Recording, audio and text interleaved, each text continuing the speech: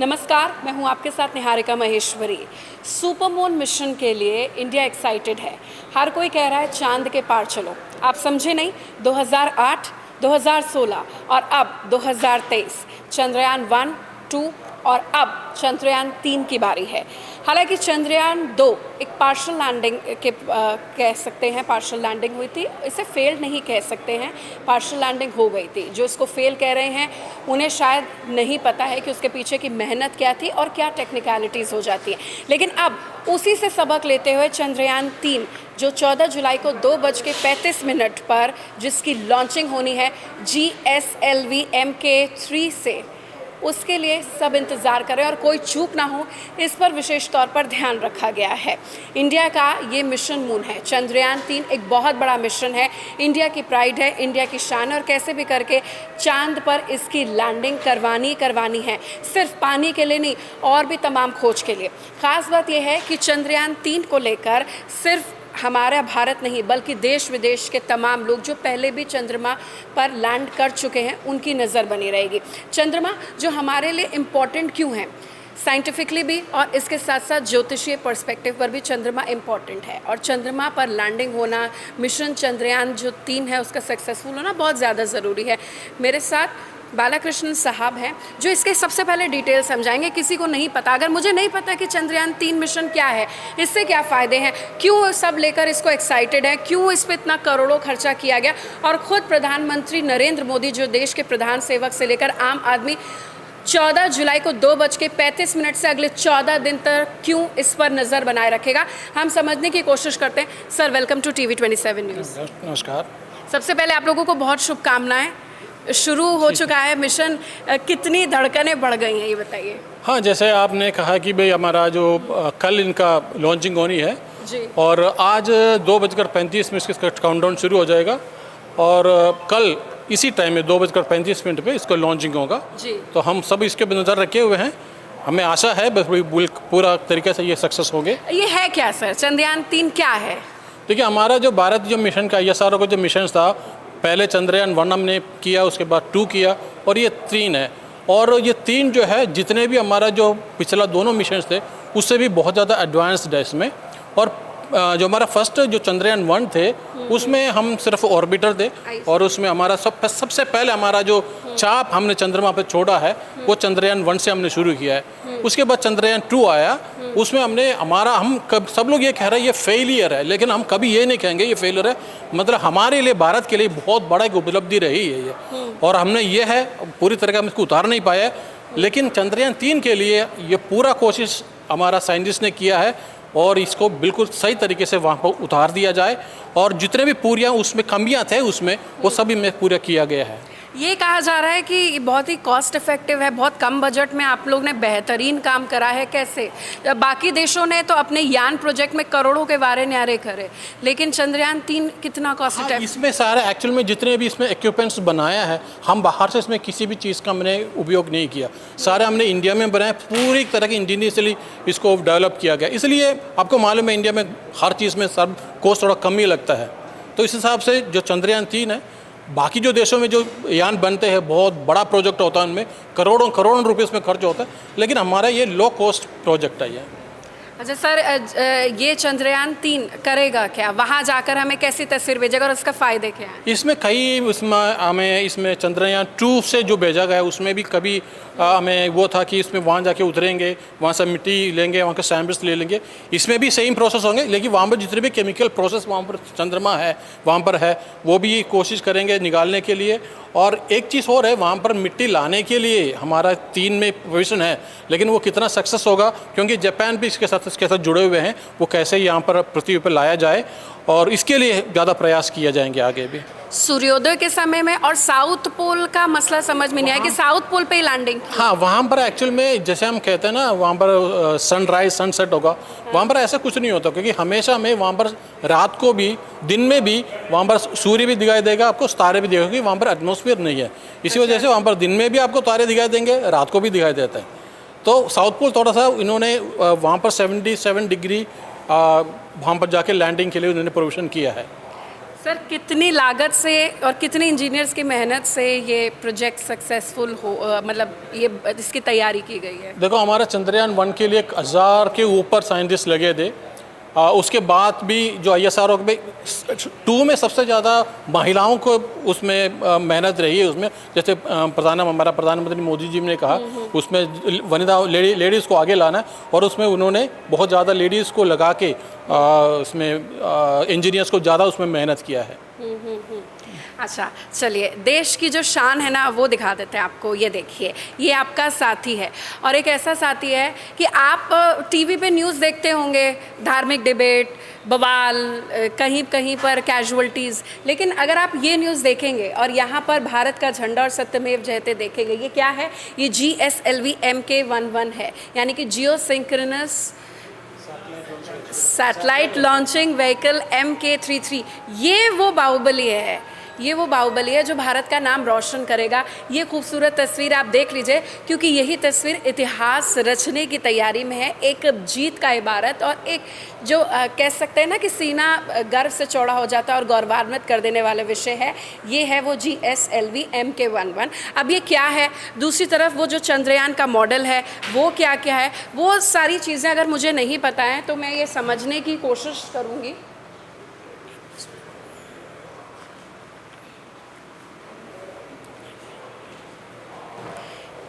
समझने की हम कोशिश करते हैं कि कैसे 2:35 पर कैसे काम होगा।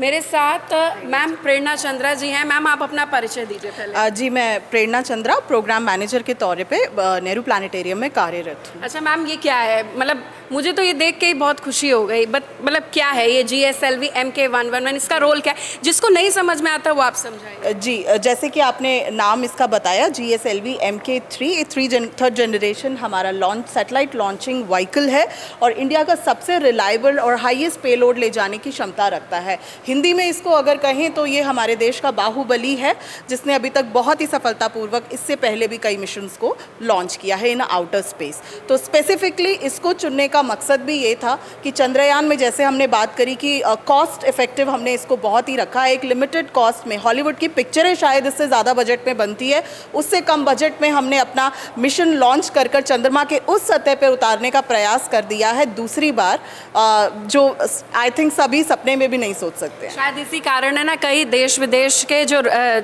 लोग हैं और ख़ासतौर पर राष्ट्र प्रमुख, उनकी नज़र है। ये तो हमने देख लिया कि GSLV MK11 है। अब मेन जो एक डेमो दिखा देते हैं कि चंद्रयान 3 ऑपरेट कैसे करेगा। अगर हमें आपको नहीं पता है तो वो हम समझने की कोशिश यहाँ पर करते हैं।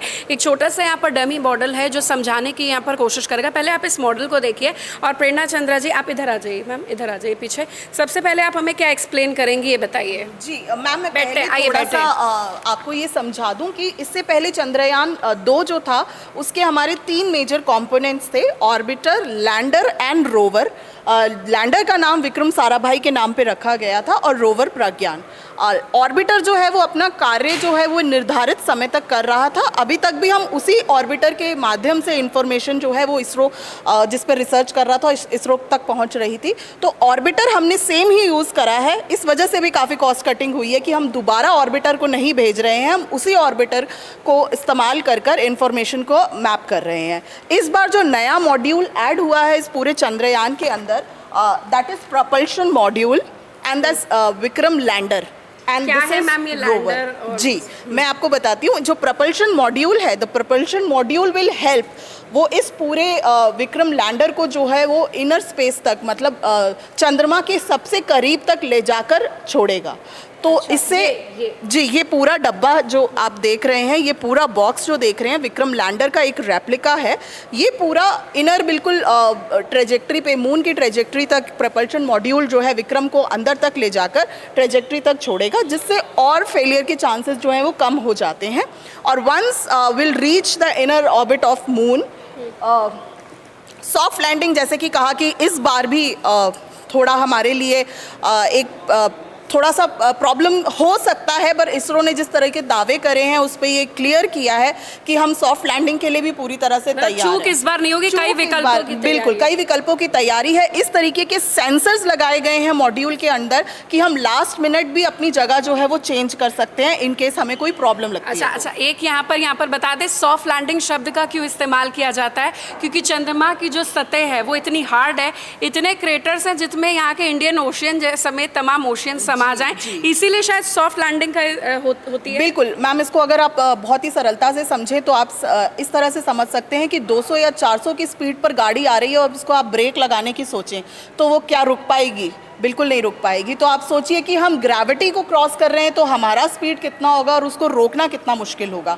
खड्डे इतने बड़े हैं, सिर्फ एक नहीं इतने हजारों खड्डे हैं कि वो इतने बड़े बड़े खड्डे हैं कि उसमें कई प्रशांत महासागर जैसे समा सकते हैं। चलिए अब ये क्या है मैम? जी, जैसे कि लैंडर जो है इनर ऑर्बिट पे पहुंच जाएगा और जगह देखकर सॉफ्ट लैंडिंग करने के बाद रोवर जो है वो अपना काम करेगा और लैंडर से बाहर निकलकर सतह पर घूमकर सतह की मैपिंग करेगा। ये पूरी तरह से हाईली सेंसर्ड है, इसमें कई तरीके के सेंसर्ड इक्विपमेंट हैं। तो ये पूरी लैंड की मैपिंग करेगा। सोलर पैनल्स इस पर दिए गए हैं ताकि ज़्यादा बैटरी बैकअप मिले। और ये 14 डेज़ का जो हमारा ये मिशन है इसका ड्यूरेशन रहता है, because 1 moon day is equal to 14 earth day. तो ये 14 दिन अगर हम अपने हिसाब से देखें धरती के 14 दिन वहाँ पे मैपिंग कर इसरो तक सारी खबरें पहुँचाएगा, सारे इंफॉर्मेशंस जो हैं वो इसरो तक देगा। इससे पहले और भी देशों का इस तरीके से यान है वहाँ पर? नहीं, क्योंकि साउथ पोल की अगर हम बात करें, दक्षिणी ध्रुव की हम बात करें तो भारत वहाँ पर पहला है जो अपने दूसरे प्रयास पर हम वहाँ पर पहुँचने वाले हैं। अच्छा मैम, ये फोटोज भेजेगा तो उस फोटोज का क्या इस्तेमाल होगा? किस चीज़ से रिलेटेड फोटोज? ये मैम जो है ये सिर्फ फोटो ही नहीं भेजेगा, सिर्फ फोटो ही नहीं भेजेगा विक्रम लैंडर, ये सतह की मैपिंग की डिटेल्स भेजेगा कि किस तरीके की गैसें वहाँ उपलब्ध हैं, किस तरीके के खनिज पदार्थ वहाँ उपलब्ध हैं, क्या वहाँ पर वाटर जो है वो ह्यूमन लाइफ सस्टेनिंग के लिए इक्विप्ड है, पॉसिबल है। ये सारे डाटा भेजने के अलावा ये उस तरीके की सेस्मिक एक्टिविटीज़ को भी कैप्चर करेगा। अगर वहाँ पे क्वेक्स आते हैं, वहाँ पर अगर धूल भरी आंधियाँ उड़ती हैं तो उन सब चीज़ों को भी उनकी भी खबर जो है वो डाटा जो है एनालाइज करने के लिए साइंटिस्ट तक पहुँचाएगा। सॉफ्ट लैंडिंग होती कैसे, मतलब ये निकलता कैसे, वो एक बार बता दीजिए। कल 2:35 पर हम क्या देखेंगे, वहाँ से शुरू करें एक बार। 2:35 पर जो हम कल देखने जा रहे हैं, 2:35 पर जो लॉन्चिंग हो रही है वो कैसे हो रही है, पहले आप ये उसको एक्सप्लेन करें। 2:35 पर श्री हरिकोटा सतीश धवन स्पेस सेंटर से हमारा बाहुबली GSLV MK3 जो है इससे सैटेलाइट लॉन्च किया जाएगा। इस सैटेलाइट को लॉन्च करने के बाद जो है वो 23 या 24 अगस्त को जो है वो अपने इन ऑर्बिट पर पहुंचेगा और once it will be in the object soft landing propulsion module जो है इसको इनर ऑर्बिट तक लेकर जाएगा, मून की ट्रेजेक्ट्री तक, and then this lander will play a vital role. जब ये लैंड कर जाएगा, सॉफ्ट लैंडिंग कर जाएगा, तो फिर इसमें से जो है हमारा प्रज्ञान रोवर बाहर निकलकर सतह पर चलकर मैपिंग कर इसरो तक सारा डाटा पहुंचाएगा। कितना एक्साइटेड हैं आप? Very excited ma'am. प्लानिटेरियम में इस तरीके की गतिविधियों पे वैसे ही खासा इंटरेस्ट रहता है क्योंकि लोग हमारे साथ जुड़ते हैं, इसके बारे में और जानना चाहते हैं। तो हमने छोटा सा यहाँ पे एक रेप्लिका मॉडल प्रिपेयर किया है ताकि they can also experience the same. Thank you so much आपका हमारे साथ जुड़ने के लिए। चांद के पार चलो, और यहाँ पर ये कह सकते हैं कि बहुत ही ब्यूटीफुल डेमो है। 2:35 पर इंडिया एक इतिहास लिखने जा रहा है। इतिहास होगा चंद्रयान 3 मिशन, एक ऐसा मिशन जो 2016 से पेंडिंग है, एक ऐसा मिशन जो साइंटिफिकली और इसके साथ साथ इमोशनली भारत के लिए एक बहुत स्ट्रॉन्ग पॉइंट वैश्विक स्तर पर बनकर आएगा और जीत की एक इबारत लिखेगा।